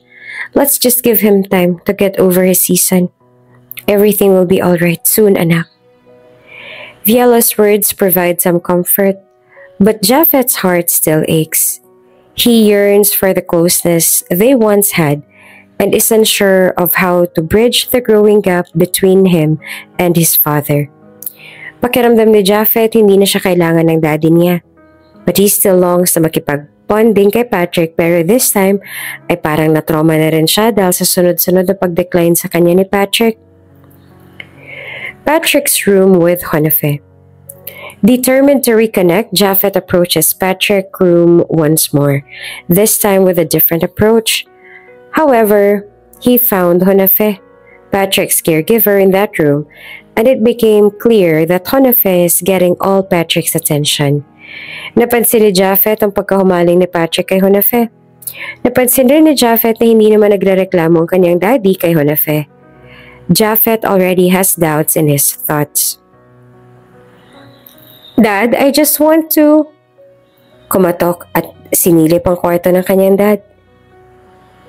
Not now, Japhet. Honefe and I are talking. Japhet's eyes dart to Honefe, who is receiving Patrick's full attention. The contrast to the past, when Patrick would lavish time and affection on Japhet and Viola, is stark. Okay, I'll just come back, Dad, later. I will let you know later, okay? I still have to do my therapy. I can help you, Dad. Don't you think that's a good idea? Offer pa ni Japhet. Nako, wag na, Japhet. Kaya na to ng daddy mo. Trabaho ko naman to eh. Sagot naman ni Honefe. Japhet noticed a glaring smile sa kanyang daddy when Honefe told him na kaya lang naman ni Honefe ang kanyang trabaho. Oo nga, Japhet, kaya na ni Honefe ang trabaho niya. Why don't you do your assignment muna sa baba? Pansin naman ni Japhet ang atensyon na binibigay ng kanyang daddy Patrick kay Honefe. It seems like a kompetensya na ni Japhet sa atensyon ng daddy niya, si Honefe. As Japhet leaves, he overhears snippets of their conversation, which only deepens his feelings of neglect. It's evident that Patrick's focus has shifted, and Japhet feels like an outsider in his own home. Japhet's sense of displacement grows with each encounter. The dynamic between Patrick and Honefe is new and unsettling for him. It's as if the role Japhet once played in his father's life has been replaced or diminished. As Japhet walks away, he tries to hold on to the hope that things will eventually improve. For now, he's left grappling with the pain of feeling forgotten and the longing for the days when his father's love seemed so much more accessible. Viola's attention was called in sa eskwelahan ni Japhet. The once so active Japhet changed into a less eager kind of child inside the classroom. Kaya pinatawag si Viola nang sa ganon ay ma-address ang issue ni Japhet. Hi, Madam Viola. Buti po't nakarating kayo kaagad sa meeting natin na to. I know you're a very busy person. Pero kasi, kailangan po natin pag-usapan na nangyayari kay Japhet sa classroom. Yes, teacher. I have to be here for my son. Is he being annoying na inside the classroom? Hindi po siya annoying, Madam Viola. It's actually the opposite that's happening to him. Hindi naman siya dating ganito, Madam. In fact, he would isolate himself lately. He wouldn't join our activities, and he would just sit sa isang corner. He wouldn't mingle with all of us here. Oh, I think this is because of his dad, teacher. Na-aksidente kasi ang dad niya about a month now. Medyo hindi pa magandang mood swings ng dad niya, maybe because of his situation, teacher. Or yun bang coping mechanism niya sa nangyari sa kanya? Kasi hindi naman sanay yung asawa ko na nakahiga lang palagi. Baka part to ng healing process niya, teacher. Yung anak ko, he misses how his dad plays with him. Palagi lang kasi siyang napapagalitan lately ng dad niya. Pero hayaan niyo po, teacher. Kakausapin ko po ang dad niya.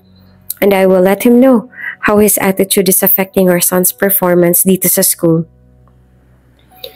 Before heading home ay nilabas muna ni Viela si Japheth para kahit papaano ay ma-feel naman ni Japheth na mahal pa rin naman siya.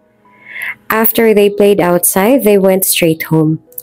Hindi na bumalik pa sa office si Viela and talked to Patrick. Pagkadating sa bahay ay agad inakyat ni Viela ang kwarto ni Patrick. And just before pumasok si Viela sa kwarto ni Patrick, rinig ni Viela ang tawanan nila ni Jonafe. Tinawag pa ni Viela si Aling Trining para ilagay na muna ang kanyang bag sa kanilang kwarto ni Japheth. Aling Trining, bakit andito pa po si Jonafe?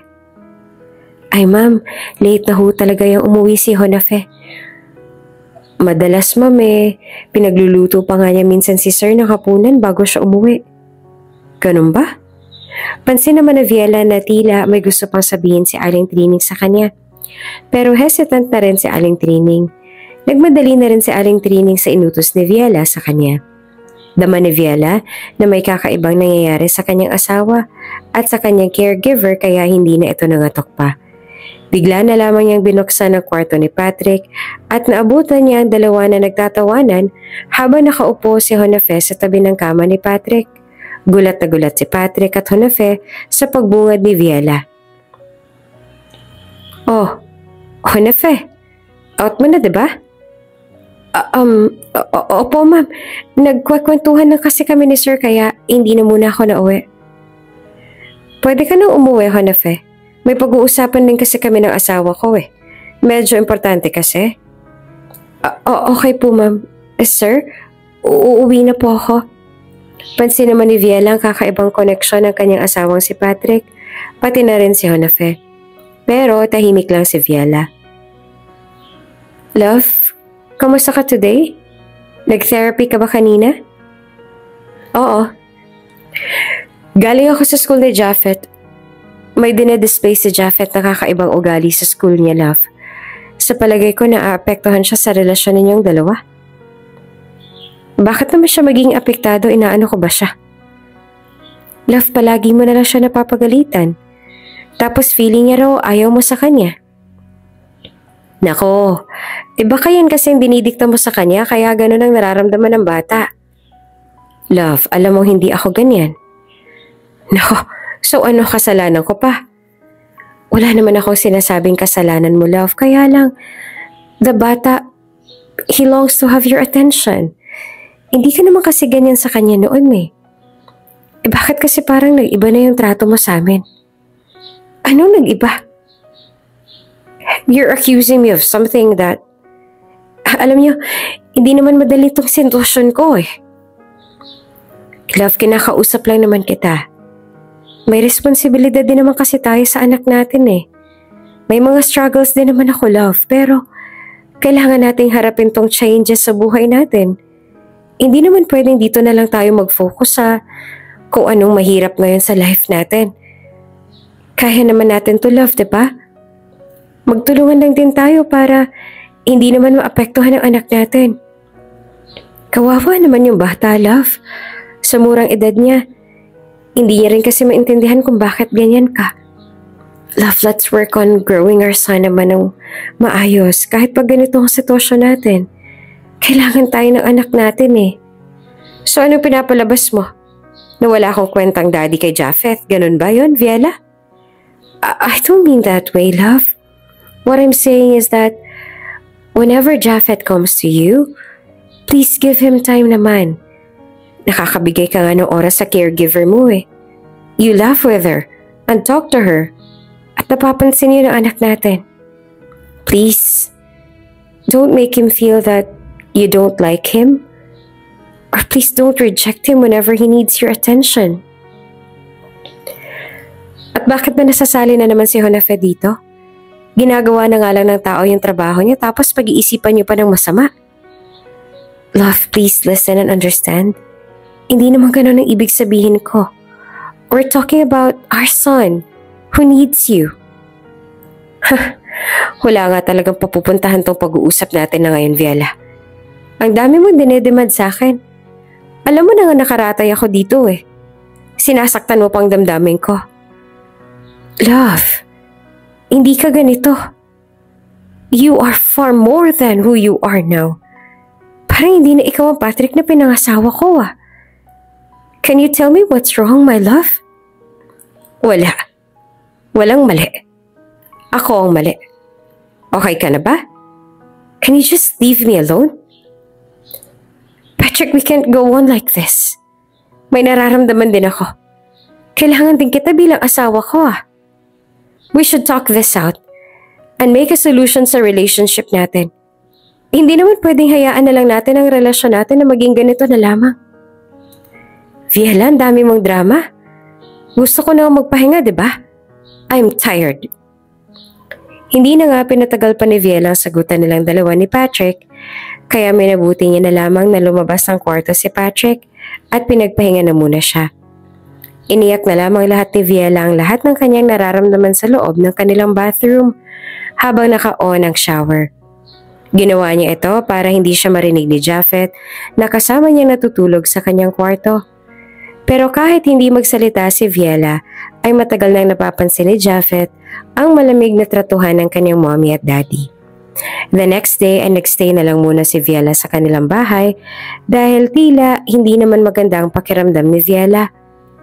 Noong umaga ay naging abala si Viela sa pag-prepare ng breakfast ng kanyang asawang si Patrick. Hindi na nga muna pinapasok ni Viela si Jonafe. Nagsaganon ay magkaroon sila ng time ni Patrick sa isa't isa.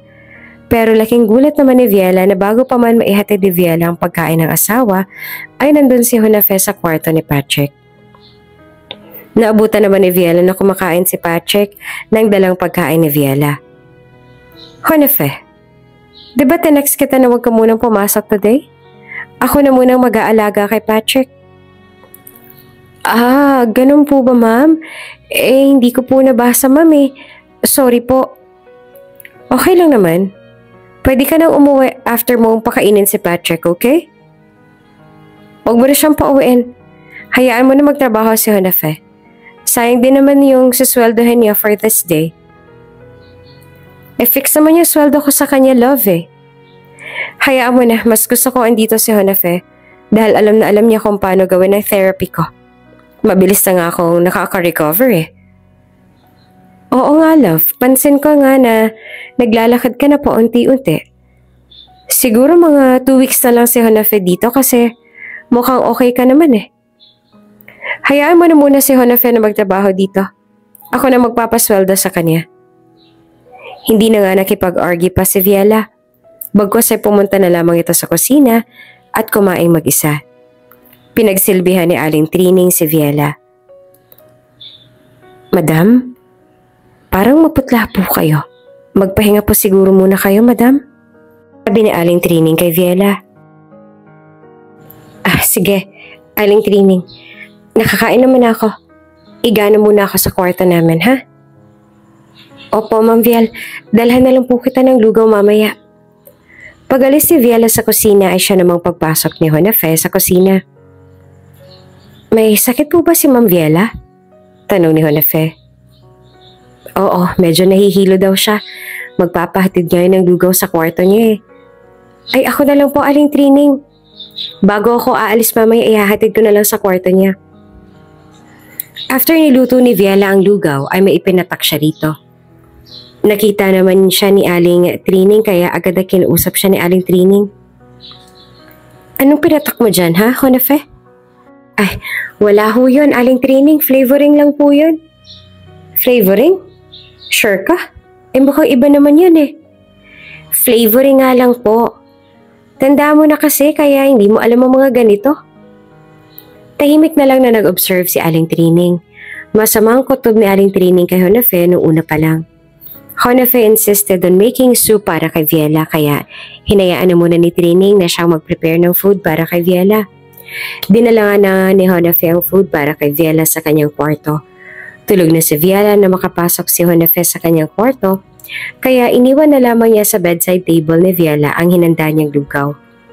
Makalipas ang sunod na araw ay hindi pa rin bumubuti ang pakiramdam ni Viela. Pinatawag ni Viela si Aling Trining para madalan siya ng food ni Aling Trining. Ma'am, ito na pong pagkain ninyo. Salamat Aling Trining ha. Ewan ko ba bakit parang nahihilo ako ngayon? Ma'am, baka kailangan niyo na po magpa-check up sa doktor. At saka ma, may sasabihin po ako sa'yo ha. Si Honefe po kasi, nakita ko po siya may ipinatak sa lugaw na dinala niya dito kagabi. Kumain ka po ba ng lugaw? Oo nagising ako nung hating gabi. Nagutom ako kaya kinain ko. Si Honefe ba nag-prepare nun? Opo ma'am. Nagkasagutan pa nga kami ma'am kasi nakita ko may pinatak siya kaso nag-insist po talaga siya na siya na po magdadala ng lugaw dito sa inyo. Sabi niya naman po sa akin, flavoring lang daw yon. Pero masama talagang kutob ko sa ginawa niya, ma'am. Ako nga rin, Aling Trining Huwag ka mag-alala. May nilagay na akong CCTV doon sa kwarto ng sir mo. Makikita na talaga natin kung ano bang ginagawang kabulastugan ng babaeng yan dito. Before Viela left for work, sinigurado niya munang well-working ang CCTV camera na in-install niya sa loob ng kwarto ni Patrick. She was so doubtful sa inaasal ng asawa niya, kaya pinakinggan niya si Harley and installed the CCTV camera sa kwarto ni Patrick. At least may makakabigay man lang sa kanya ng peace of mind kung ano man ang matutuklasan niya. Sa loob ng opisina ni Viela, abala siya sa trabaho sa kanyang computer. Habang binubuksan ng CCTV feed mula sa loob ng kwarto ni Patrick, nagulat siya nang makita ang nangyayari sa screen. Viela knew his husband wouldn't cheat on him. Palagi lamang sinasabi ni Viela sa kanyang sarili na ang changes na nakikita niya from his husband were byproducts of his acceptance sa kanyang situation and of course, the healing process from the accident. Kaya laking gulat niya nang makita niya mismo sa CCTV footage na meron niya ginagawang kabulastugan ng kanyang husband na si Patrick at ang hinire niyang caregiver nito na si Honefe. Tumutulong mga luha ni Viela habang nanonood ng footage sa CCTV. Ano to? Paano nagawa sa akin to ni Patrick? My husband has always been a faithful one. Pero bakit ganito? Patrick, bakit ka pumatol sa walang yung babaeng yan? Sobrang clear ng CCTV camera at Honefe was so cunning and was flirting with Patrick in his bed. Viela was so furious, nanginginig siya sa galit, and that she was ready to get on to revenge against them. Paano nila magagawa to sa akin? Nagpa siyang tawagan si Harley. Harley, kailangan kita dito sa opisina ko ngayon din. Sa pagdating ni Harley, agad na ipinakita ni Viela ang footage sa kanya while she was shaking so bad dahil sa galit na yung feeling betrayed. Grabe, Viela. Ang sakit nito. Paano mo nakayanan? See? I told you, diba? Sabi ko na nga ba't masama ang pakiramdam ko unang kita ko pa lang sa Honefe na yan Masama na talagang kutob ko sa kanya. See that? Siya mismo yung gumagawa ng move para mahulog si Patrick sa kanya. Napakahalip para talaga ng babaeng to. Hindi na siya nahiya. Walang utang na loob sa'yo, Viela. Ang pagkakakilala ko sa kanila. Akala ko hindi sila magtatangkang manakit sa akin pero traidor silang dalawa. Ang sakit na makita ang ginagawa nila. Gusto ko silang parusahan ng sobra, alam mo yun? Kung hindi lang krimen ang pumatay ng tao, parang gusto ko silang pagsaksakin sa kwarto ni Patrick. Walang hiya silang dalawa. Hindi na sila nahiya sa ginagawa nila. Naiinis din ako, Viela. But you need to be strong this time. At huwag kang padalos-dalos sa mga plano mo. Remember, you still have a son to look after pa. At this is totally painful, Viela. Hindi ko ma-imagine ang pain na pinagdadaanan mo. You have been a true and faithful wife kay Patrick. You understood him kahit halos hindi mo na maintindihan ang attitude niya. But you remained a noble wife sa kanya. Kaya Viela, huwag kang papadala sa galit mo, ha? You have to think properly na hindi ka magiging at stake din at hindi mawala ng mami ang anak mo. You have to think wisely. Hindi ko na kayang pigilan. Kailangan nila magbayad para sa ginawa nila sa akin at sa anak ko. Sobrang intense nga ng galit ni Viela. Mahirap talaga galitin ang tumatahimik lang na tao.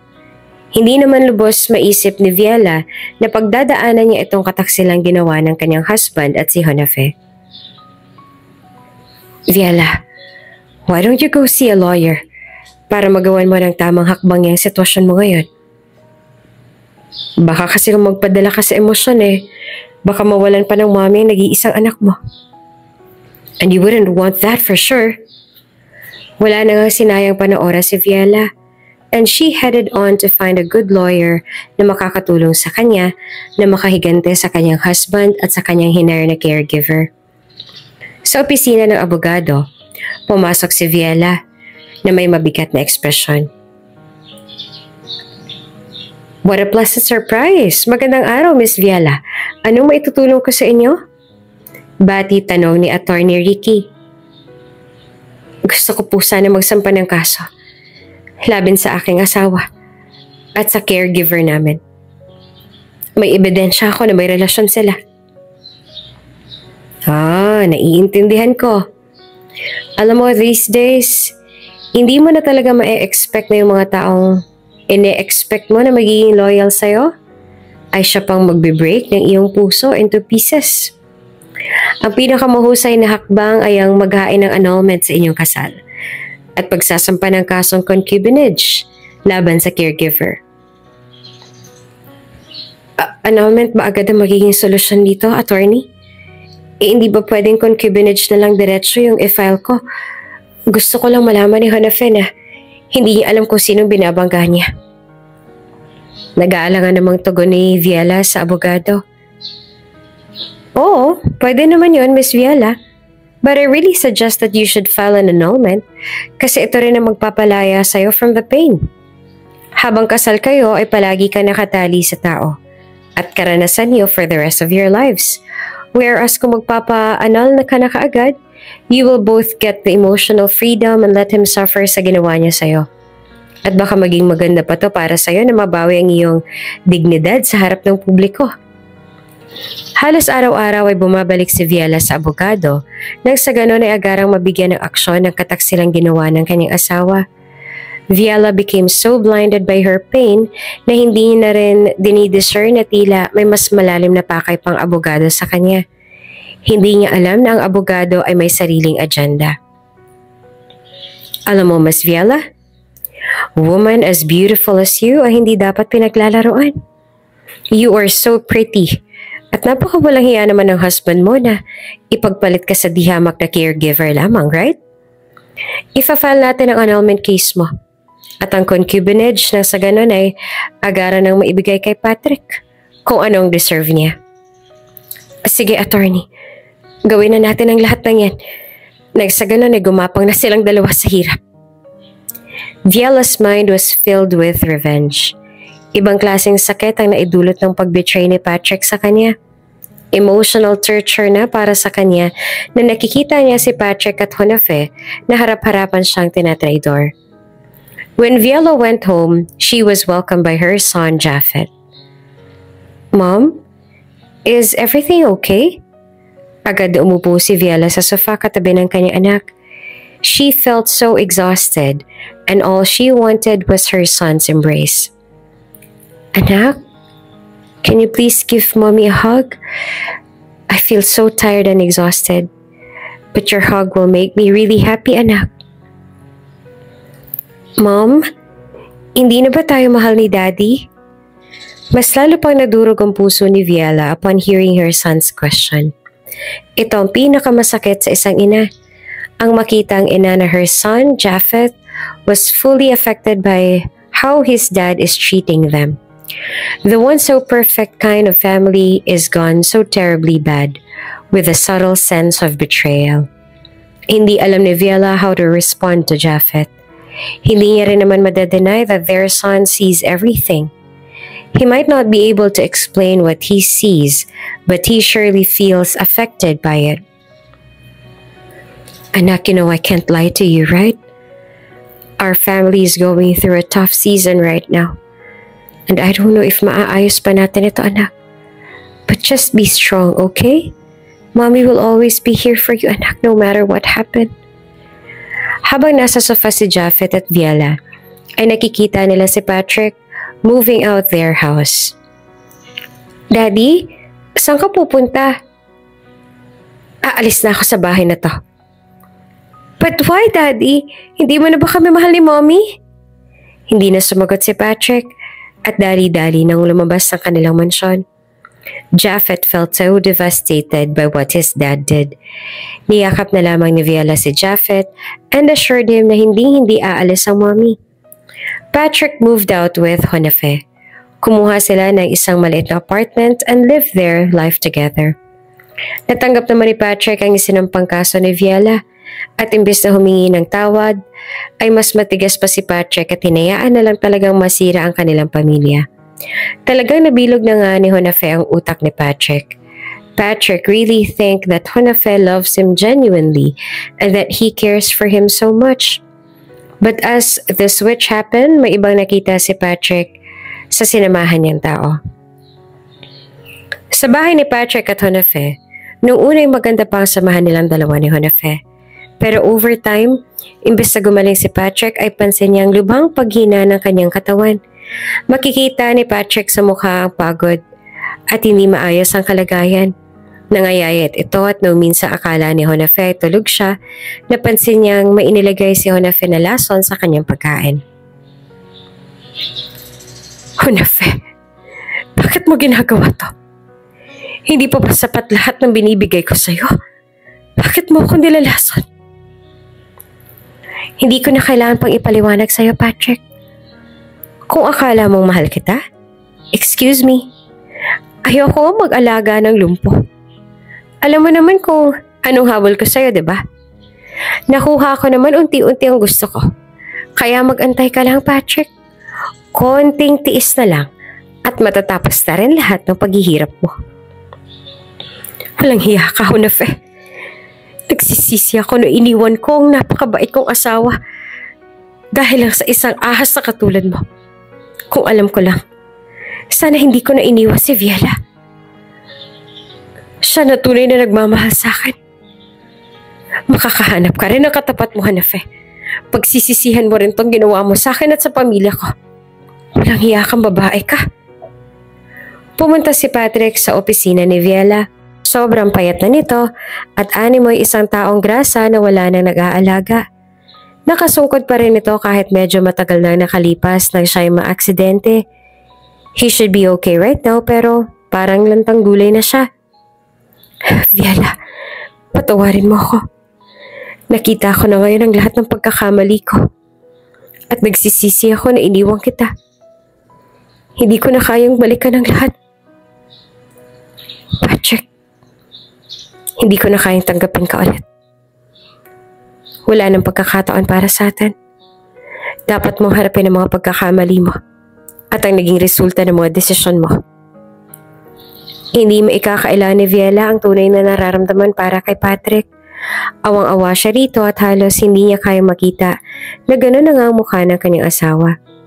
Pero kahit pa mahal na mahal niya pa rin ang kanyang asawa, ay mas pinili niyang hindi muna tanggapin ulit si Patrick. Kinailangan din kasi ni Patrick na malaman ang tunay na worth ng kanyang pamilya. Sa mga huling tanawin, si Viela ay tumingin sa labas ng bintana habang si Patrick naman ay umalis ng mag-isa. Dala ang sakit ng pagkakamali at pagsisisi. Pag-alis si Patrick sa kanyang opisina, agad na pumasok si Harley at in-inform si Viela na tumataas ang kanilang sales at ang shares ni Viela ay mas lalo pang lumalaki. Ma'am Viel, your shares grew up to 70% na ngayon. Tumaas din ang sales natin, Ma'am Viel. Ha? Paano tumaas ang 20% ang shares ko, Harley? Wala namang movement ngayon ng stocks natin ah. Madam, somebody has been putting his shares on your name. Ha? Sino naman? Wala naman tayong bagong investors, diba? According to my records, madam, si Sir Patrick po ang naglalagay ng shares in your name. What? Paano nangyari yun? Ma'am, I just found out na niloloko siya ni Honafe. Hinuhututan siya ng hinuhututan ni Honafe kaya bago pa man maubos ang pera niya, ay inilalagay niya lamang lahat ng pera niya in your name. Kasi naman bakit ba nagtiwala agad siya sa taong yun? The sweet revenge of Viela. Habang nanonood ng news sa TV si Viela sa kanilang bahay, ay nakita niyang inaresto si Jonafe. Habang ina-interview si Jonafe ay nabanggit niya na planado di umano nila ang lahat simula pa lamang ng pagkadisgrasya ni Patrick. At naaksidente nga umano si Patrick, dala na rin ang kagawa ni Attorney Ricky. Magkasabot pala silang dalawa dahil gusto nilang masira ang negosyo at katayuan ni Patrick. Napagtanto ni Viela na ang lahat ng kanilang pinagdaanan ay para lamang masira ang kanilang pamilya. Kaya imbes na maghari ang separation sa kanilang pamilya, ay agad na ipinahanap ni Viela si Patrick. Patrick was found in a public hospital sa isang male ward. Awang-awa si Viela sa kalagayan ng kanyang asawa. He didn't deserve this dahil may pera naman si Patrick, but Viela thought of really allowing Patrick to realize na walang magandang maidudulot ang cheating. Kawawang-kawawa si Patrick. He doesn't look as handsome as before. Pumayat ng mabuti si Patrick. Hindi rin umayos ang kalagayan niya dahil madalas siya nakakaligtaan ng kanyang mga gamot dahil paminsan nga ay wala na rin siyang pambili. Masyado na rin humina ang kanyang immune system dahil masyado siyang intoxicated dahil sa mga poison na unti-unting nilalagay ni Jonafe noon sa kanyang mga pagkain. Kaya abot langit na lang pagsisisi ni Patrick sa maling nagawa sa kanyang asawa at kanilang anak. Ipinalipat ni Viela sa isang pribadong ospital si Patrick and made sure that he gets the care he truly deserves. Masayang-masaya naman si Patrick nang sa wakas ay nailipat na siya sa isang pribadong hospital at muli siya nakabalik sa kanyang therapy. Viela, I'm really sorry sa nagawa ko sa inyo ni Japheth. Patawarin mo ako, Viela. Tahimik lamang si Viela ngunit alam niya sa puso niya na mahal niya pa rin ang asawang si Patrick. But despite that love that Viela has for Patrick, hindi pa rin ganun kadaling kalimutan ang mark of betrayal sa kanyang puso. Viela has to heal as well. Patrick, ayusin mo muna ang sarili mo. You have to get the optimum care you need, okay? Pagpagaling ka muna. Huwag mo na unang isipin ang bayarin, okay? Ako nang bahala sa lahat. Thank you, Viela. Alam ko, sobrang sama ng nagawa ko sa'yo at sa anak natin. Pero kahit ganun ang nangyari, tinutulungan mo pa rin ako. Sobrang salamat, Viela. Okay lang yun, Patrick. Ang importante ngayon, ay maayos ka na. At gagaling ka na, okay? Patrick was transferred and was given the best care possible. Over time, naging madali ang recovery ni Patrick at muli nga siyang umuwi sa mansyon nila ni Viela. Pagdating sa bahay ni Viela ay muling pinatulog si Patrick sa kanyang kwarto. This time ay naglalakad-lakad na ng maayos si Patrick. Imbes na matulog mag-isa sa kanyang kwarto ay inanyayahan niya si Viela na tumabi sa kanya. Ngunit hindi na ganong kadali kay Viela na kalimutan na lamang ang nangyari sa kwartong tinutulugan noon ni Patrick. Ang dami niyang imaginations na muling nagbabalik ang sakit sa kanyang isipan. Hindi masabi-sabi ni Viela ang nararamdaman niya kay Patrick kaya tahimik lamang ito at hindi pa rin itanggap ang invitation ni Patrick sa kanya. But even so, hindi nawala ng pag-asa si Patrick. Maagang nagising si Patrick at siya mismo nag-prepare ng almusal nilang mag-anak.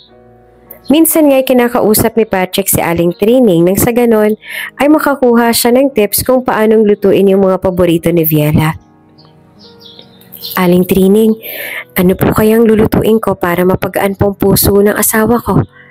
Tanong ni Patrick kay Aling Trining. Nako sir, mahal na mahal ka ho ni Ma'am Viela.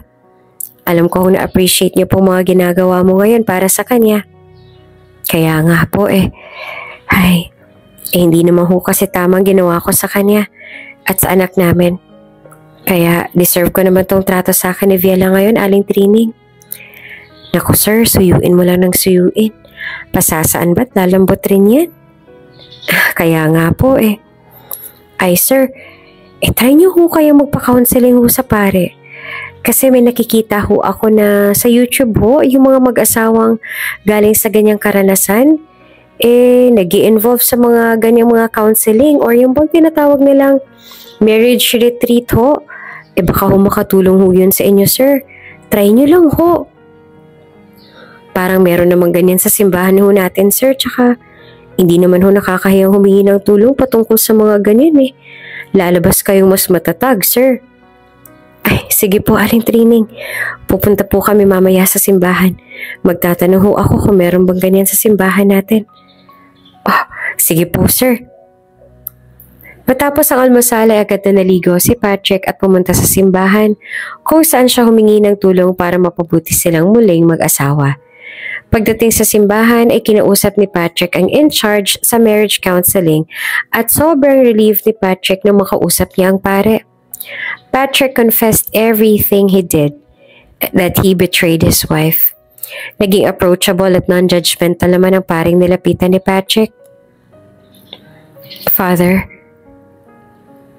hingi po sana ako ng tulong sa inyo. Kasi,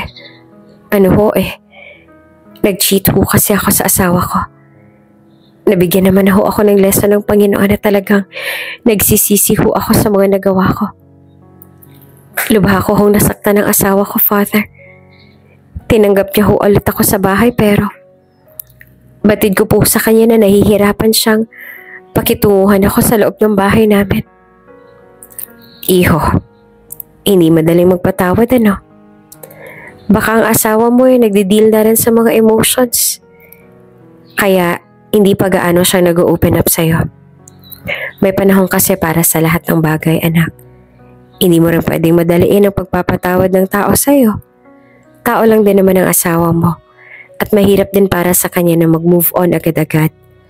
Well, meron namang mga tao na mabilis magpatawad pero meron din namang hindi ganong kabilis kaya anak, habaan mo pa ang pasensya mo ha.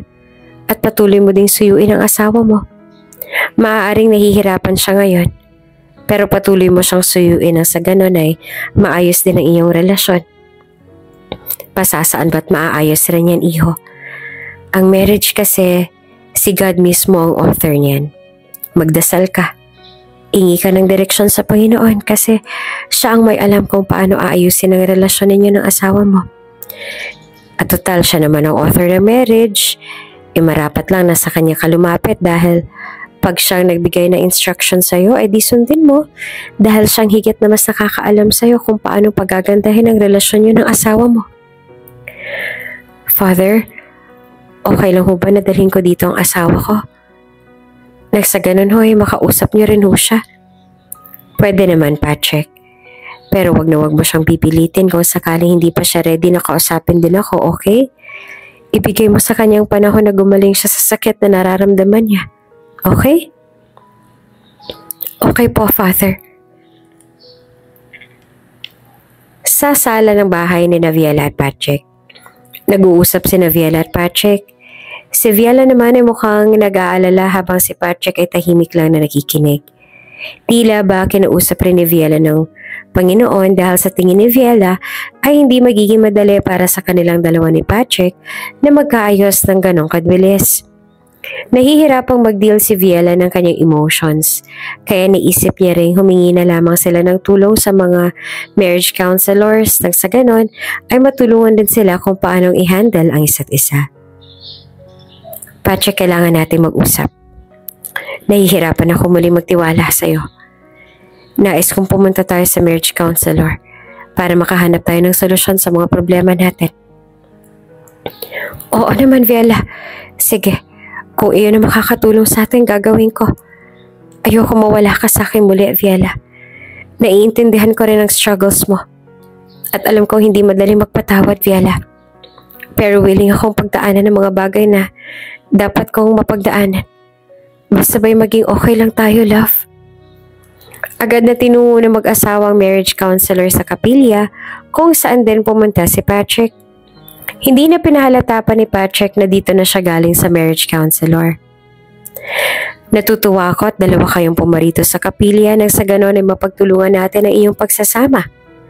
Siguro isa sa unang hakbang ay ang muling pagtuklas na kung bakit kayo nagpakasal. Maglaan kayo ng oras para sa isa't isa. Magpakatotoo sa inyong nararamdaman. At tingnan kung paano niyo maibabalik ang pagmamahal sa isa't isa. Alam niyo kasi ang marriage ay commitment. Hindi ito isang emosyon na kailangan masaya kayo. Hindi naman ganun ang goal ng marriage, hindi ba? Dahil kung ang goal ninyo kung bakit kayo nagpakasal ay para maging masaya, nako, hindi pa ako nakakakita ng mag-asawang laging masaya. Maraming beses nakakakita ako mag-asawa na hindi talaga masaya lagi. Pero, willing na willing mag-go through sa iba't ibang klase ng emosyon nila. Basta silang dalawa ay magkasama lamang. E kayo bang dalawa? Ano sa tingin niyo ang rason bakit kayo ikinasal? Salamat sa mga payo ninyo, Father. Siguro nga ho ay tama kayo na hindi dapat kami nakabase sa emosyon namin. Hindi dapat emosyon ang basihan ng aming pagsasama. Kung hindi sa commitment na for better or for worse ay magsasama kaming dalawa ni Patrick. Realisasyon ni Viela. Oo nga po, Father. Pagsisikapan pa rin po naming maayos ang relasyon namin, Father. Sagot naman ni Patrick. Maganda na nakikita ko sa inyong willing kayong maging maayos ang inyong pagsasama. Bakit hindi niyo subukang lumabas? Mag-check-in kayo sa hotel at mag-usap kayo ng mabuti. Yun bang huwag kayong matatakot na sabihin ang mga worst na bagay? Magtiwala kayo sa isa't isa na magtutulungan kayo sa pagpapabuti ng inyong relasyon. Viela and Patrick took into heart the advice of their counselor at lumabas nga silang dalawa ni Viela. Nagpunta sila sa isang beach resort and spent some time there. Sa beach resort, sina Viela at Patrick ay nasa isang resort. Masaya at nakangiti, habang si Viela naman ay halong pag-aalinlangan. Naglalakad si Patrick kasama si Viela. Tingnan mo, ang ganda ng araw at dagat, Viela. Saan ka pa ba makakakita ng ganito? Oo, maganda nga. Pero mahirap pa rin para sa akin nakalimutan na nangyari. Alam ko, pero sinusubukan ko maging mabuting tao para sa'yo. At gagawin kong lahat para maibalik ang tiwala mo sa akin. Naglakad silang magkahawak ang kamay sa dalampasigan. At sa huling araw nila sa resort, nag-propose muli si Patrick sa ilalim ng sunset. Viela, patawarin mo ako sa lahat ng pagkakamali ko. Ipinapangako kong hindi na uli mo uulit ang pagtataksil ko sa'yo. Mahal na mahal kita. Patawarin mo ako, mahal ko. Naiiyak naman si Viela ngunit masaya. Patrick, pinapatawad na kita. Mahirap. May mga damdamin ako hindi ko maintindihan pero alam kong mapagtatagumpayan natin to ng pagkasama. Mahal kita, Patrick. Sina Viela at Patrick ay nagyakapan at nagtabi muli sa kama. Simula noon ay hinayaan na lamang ni Viela ang kanilang mga emosyon na magdala sa kanila ng muling intimacy na minsan ang nasira. Pagka-uwi ni Viela at Patrick sa kanilang bahay ay sunod naman binawi ni Patrick ang sandaling ipinagkait niya kay Japhet. Japhet, anak, gusto kong humingi ng tawad sa'yo. Pasensya kung nireject kita sa mga nakaraan. At ipinapangako ko na magiging mas mabuting ama na ako sa iyo at sa mommy mo, anak.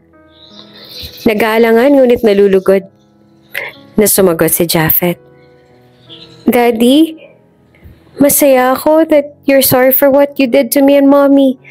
And I'm happy that you're finally back here, Daddy. Salamat, Japhet. Ang makita ko kayo magkasama ulit ng daddy mo ay talagang nagbibigay ligaya sa akin. Sambit naman ni Viela. Si Patrick, Viela at Japhet ay nagpasya na mag-spend ng time together. Naglakad sila sa mall at kumain sa labas. Ang saya! Sana maging ganito palaging pamilya natin, ano? Daddy, ang saya-saya ko. Hindi mo na ba kami iiwan ni Mommy? Hindi ko na kayo iiwan, anak. Promise yan ni Daddy sa'yo. Oo, Japhet. Ngayon ay magpapakatino na ako para sa bawat isa.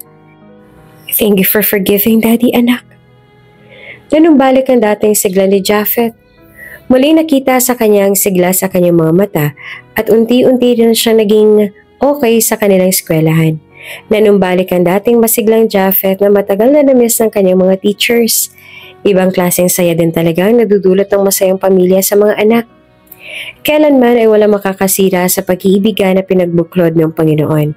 Sino man ang sisira nito ay talagang mananagot siya sa Panginoong nagbuklod sa kanya. at ang kahit na anong uri ng pagmamalabis sa inyong kapwa ay hindi magdudulot ng tagumpay kailanman. Kung bago ka pa lang sa channel na ito, Ate Jane TV, huwag kalimutang pindutin ang notification bell and subscribe button. Sana po hindi naman malaking abala sa inyo ang pagpindot ng subscribe button dahil ang kapalit po nito ay ang pagsuporta para makapag-produce ng mga libreng stories sa mga channels ni Ate Jane. Maraming salamat!